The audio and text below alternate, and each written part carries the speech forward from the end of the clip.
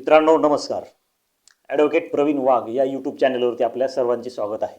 तर मित्रांनो आज आपण मुस्लिम वुमेन ॲक्ट 2019 पाहणार आहोत.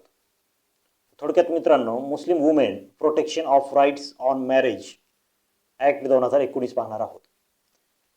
तर मित्रांनो सदरचा कायदा हा 2019 रोजी म्हणजेच की 31 जुलै 2019 रोजी भारतीय संसदेने हा संमत केलेला आहे.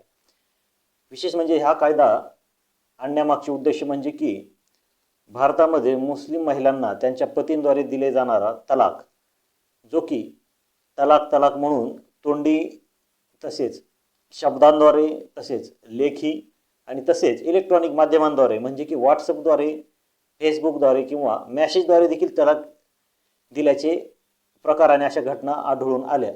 त्यानंतर भारत सरकारने Muslim women protection of rights on marriage act 2019 हा मुस्लिम म्हणजे विवाहित मुस्लिम महिलांच्या लग्नानंतरच्या अधिकारांचे संरक्षण करण्यासाठी हा कायदा अस्तित्वात आणला. तर विद्यार्थी मित्रांनो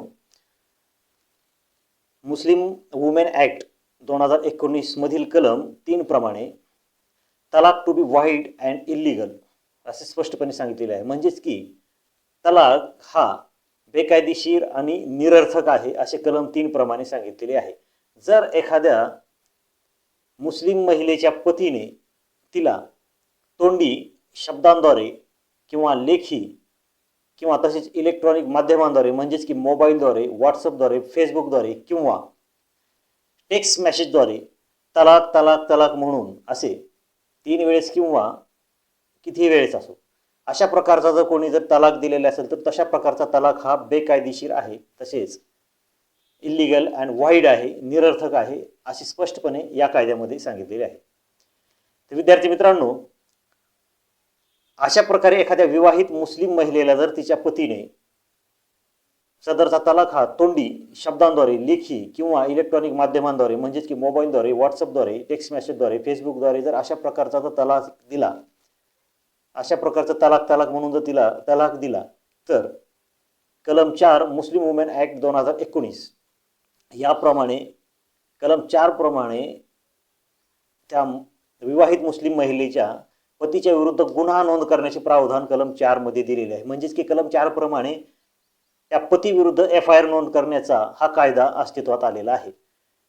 तर विद्यार्थी मित्रांनो अशा प्रकारचा जर कोणी तोंडी शब्दांद्वारे लेखी किंवा इलेक्ट्रॉनिक माध्यमांद्वारे म्हणजेच की मोबाईलद्वारे किंवा कॉम्प्युटरद्वारे SMS व्हॉट्सअप फेसबुक मॅसेजद्वारे अशा प्रकारचा तलाक जर दिला असेल तर कलम 4 प्रमाणे येथून पुढे अशा व्यक्तीविरुद्ध अशा पतीविरुद्ध मुस्लिम वुमेन ॲक्ट 2019 प्रमाणे कलम 4 प्रमाणे FIR नोंद होतो. तर विद्यार्थी मित्रांनो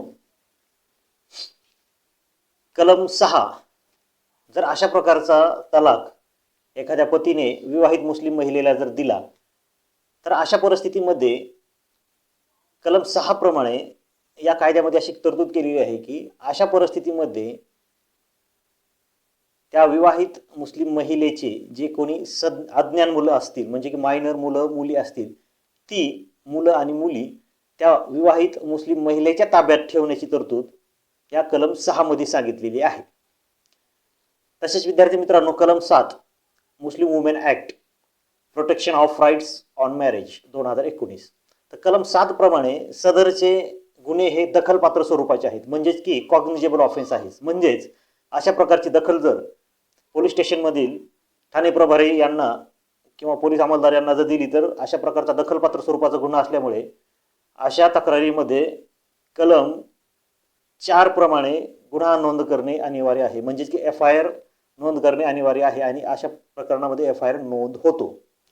तर विद्यार्थी मित्रांनो कलम 7 मध्ये सांगितलेले आहे की अशा प्रकारचे गुन्हे जरी नोंद झाले किंवा जरी FIR झाली तरी अशा प्रकारचे गुन्हे हे कोर्टामध्ये नंतर ट्रायलच्या वेळेस अशा प्रकारच्या गुन्ह्यांची तडजोड केली जाऊ शकते, ती पण कोर्टाच्या परवानगीने. म्हणजे की थोडक्यात कंपाउंडेबल ऑफेन्सेस आहेत with the permission of court offences can be compoundable.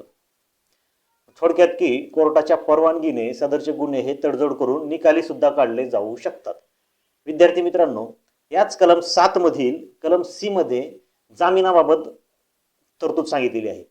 जर कलम 4 मुस्लिम वुमेन ॲक्ट 2019 प्रमाणे FIR नोंद झाला, गुन्हा नोंद झाला तर त्या विवाहित मुस्लिम महिलेच्या पतीला तो जोपर्यंत कोर्टासमोर जामिनासाठी अर्ज करणार नाही तोपर्यंत कोर्ट जामीन त्याला देणार नाही। तसेच सदर जामीन अर्जावर विवाहित मुस्लिम महिलेचे म्हणणे ऐकून घेतल्याशिवाय, म्हणजेच की त्यांचं ऐकून घेतल्याशिवाय, त्यांचे लेखी अथवा तोंडी म्हणणे ऐकून घेतल्याशिवाय माननीय न्यायालय अशा विवाहित मुस्लिम महिलेच्या पतीचा जामीन देणार नाही।